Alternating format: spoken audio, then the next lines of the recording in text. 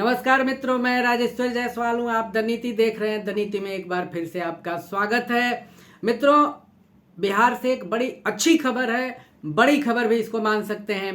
के पाठक जो हैं बिहार में अपर मुख्य सचिव शिक्षा विभाग के, उनकी वापसी हो चुकी है और ये बिहार के लिए और बिहार की जनता के लिए, बिहार के विद्यार्थियों के लिए और बिहार के कर्मनिष्ठ शिक्षकों के लिए खुशी की बात है, क्योंकि के पाठक अगर कर्तव्य का पालन कराते हैं तो अधिकार भी देते हैं। एक कहावत है कि बछड़ा तभी कूदता है जब खंभा मजबूत होता है। अगर सीएम का साथ नहीं मिले, मुख्यमंत्री का साथ नहीं मिले और सरकार पूर्णतः अगर किसी अफसर का साथ नहीं दे तो वह इतने बड़े स्तर पर जाकर काम नहीं कर सकता।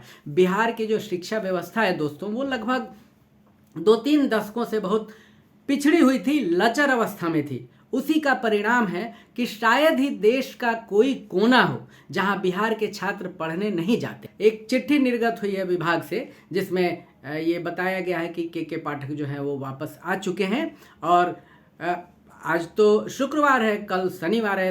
ऐसे अफसर जो हैं वो दिन नहीं देखते, काम करते हैं, लेकिन हो सकता है कि सोमवार से वो नियमित रूप से काम पर आ जाएं और फिर उनका क्रांतिकारी काम जो है वो जारी रहे।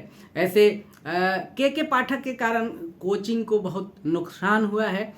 वैसे कोचिंग संस्थाओं के बहुत सारे संचालक नहीं चाहते कि के पाठक जैसे अफसर रहें और इस हिसाब से क्रांतिकारी काम करें, क्योंकि उनकी दुकानदारी बंद हो सकती है। बहुत दिनों के बाद, बहुत सालों के बाद, कई दशकों के बाद बिहार में यह वातावरण उत्पन्न हुआ है कि स्कूल में और कॉलेज में छात्र भी जा रहे हैं और शिक्षक भी जा रहे हैं, लेकिन कोचिंग संस्थाएं फिर अपनी उसी पुरानी अवस्था में लौट चुकी हैं जो लगभग 90 के दशक में थी।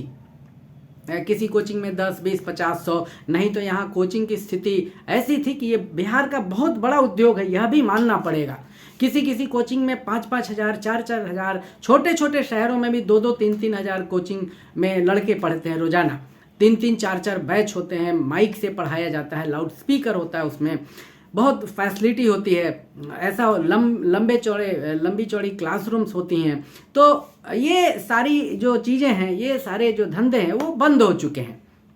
लेकिन जनता की दुआएं के पाठक को मिल रही हैं और सरकार को भी। नीतीश कुमार के लिए यह बहुत बड़ा अवसर है कि वह अपनी जो शिक्षा व्यवस्था में बदहाल स्थिति है उसकी छवि वो सरकार की और अपनी भी सुधार सकते हैं और सुधार रहे हैं। नीतीश कुमार ने बिहार के लिए 2005 के बाद जब उनको मौका मिला उन्होंने बहुत बेहतर काम किया है। इसमें बिल्कुल ही सच्चाई, इसमें कोई शक नहीं है कि उन्होंने बेहतर काम नहीं किया है। चाहे वो लड़कियों को साइकिल देना हो या अस्पतालों पे भी कुछ काम बढ़िया हुआ है, लेकिन सबसे बेहतर काम जो अभी हुआ है वो शिक्षा व्यवस्था में हुआ है। के पाठक जैसे अफसर जो हैं अकेले इतना काम नहीं कर सकते सभी विभागों में। के पाठक जैसे और अफसर चाहिए बिहार को, सभी डिपार्टमेंट में, चाहे वो एग्रीकल्चर हो, चाहे स्वास्थ्य विभाग हो। स्वास्थ्य विभाग को भी बहुत ज़्यादा ज़रूरत है। तो जिन लोगों को के पाठक का फोबिया है, दरअसल वो अपना इलाज करा सकते हैं और हो सकता है फिर कुछ नए आयाम जोड़ें वो शिक्षा व्यवस्था में। बिहार के शिक्षा विभाग ने और के पाठक जैसे अधिकारियों के कारण शिक्षा विभाग में और स्कूल में और कॉलेज में जो एक नियम अभी बना है, बहुत दिनों से है, लेकिन अब उसका पालन किया जाने लगा है कि 75% उपस्थिति अनिवार्य होनी चाहिए।